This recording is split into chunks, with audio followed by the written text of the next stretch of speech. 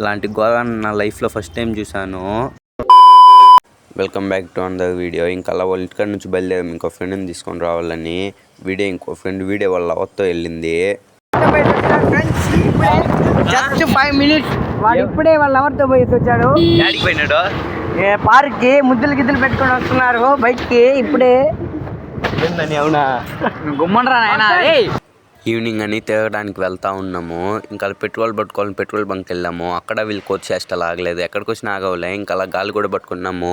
ఇంకా అంతా హ్యాపీగా జరిగే టైంలో ఈ గోదావరిని చూసాము. జనాలు ఎక్కువ ఉండే కొందికి అక్కడికి వెళ్ళాము. ఏమని ఇక్కడ చూడండి, హ్యాండ్ తీసుకెళ్తా ఉన్నారు.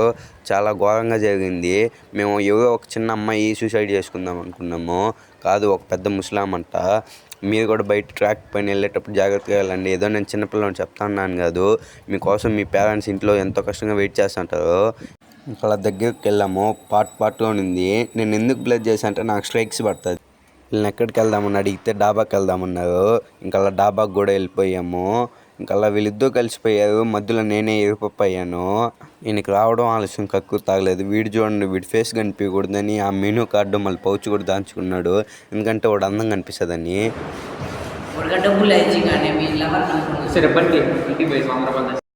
ఇంకా అక్కడ ఆర్డర్ రావడం ఆలస్యం, వీడు మొదలు పెట్టాడు. మేము ఇద్దరు సైలెంట్గా చూస్తూ ఉన్నాము.